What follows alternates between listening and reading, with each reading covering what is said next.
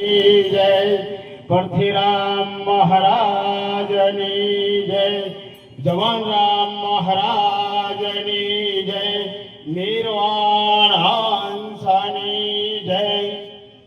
સૌપ્રથમ તો પહેલા આજે જે નિર્વાણ હંસ મહાપુરુષની જે નિમિત્તેનું આજે જે ભજન રાખેલું છે તો એમના માટે આપણે 30 સેકન્ડ મૌન પાળવાનું છે। બધાને મૌન આંખો બંધ કરી અને મૌન પાળવાનું છે 30 મિનિટ માટે।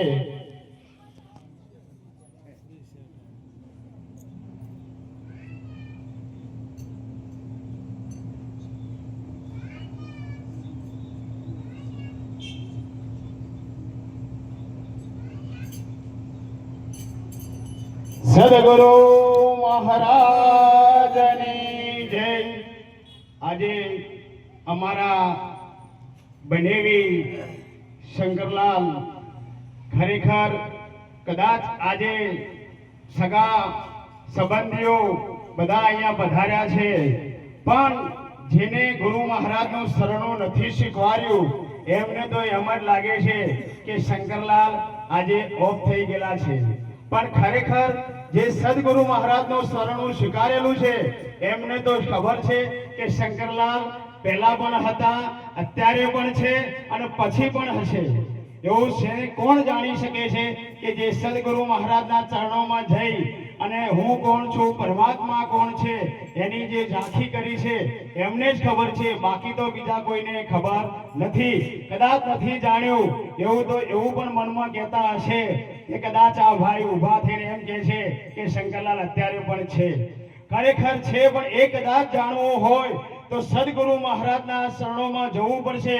એ કદાચ આપણી કુખે જન્મ લીધેલો છે પણ કોઈ આપણો ભાઈ કે આપણી બેન એની કોઈ આપણને સમજણ આપી શકે એવું નથી। એના ડોક્ટરો તો સદગુરુ મહારાજો જ છે, બીજા કોઈ પણ આપણને સમજણ આપી શકે એવું નથી। આપણું સાધન છે, સાધનની અંદર જો બીમારી છે એ બીમારી ડોક્ટર મટાડી શકે, પણ જો કદાચ આપણા શરીરની અંદર જો એક આપણને જે બીમારી છે એ મોટામાં મોટી બીમારી છે કે મરણની, એ મરણની ખરેખર બીમારી મટાડવી હોય તો સદગુરુ મહારાજ જ મટાડી શકે છે, બીજો કોઈ મટાડી શકતો નથી। અને જે સદગુરુ મહારાજના ચરણોમાં ગયેલા છે ને એમને તો એ પોતાને ખબર જ છે કે મારે આજે નથી મરવાનું ને કાલે પણ મરવાનું નથી। જે પણ કઈ મરે છે ને એ આ સાધન જ મરે છે અને જન્મ્યું છે એ પણ આ સાધન જ જન્મ્યું છે।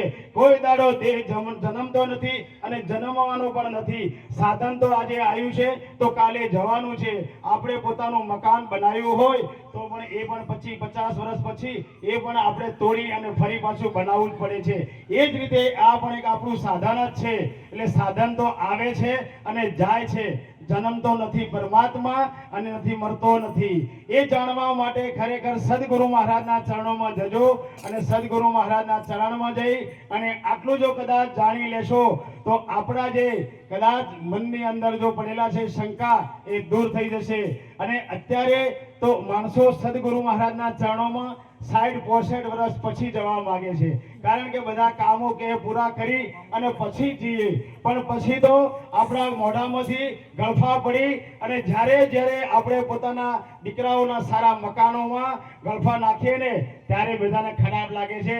એના પહેલા પણ જો કદાચ સદગુરુ મહારાજના ચરણોમાં જતા રહીએ ને તો આપણો બેડો પાર છે।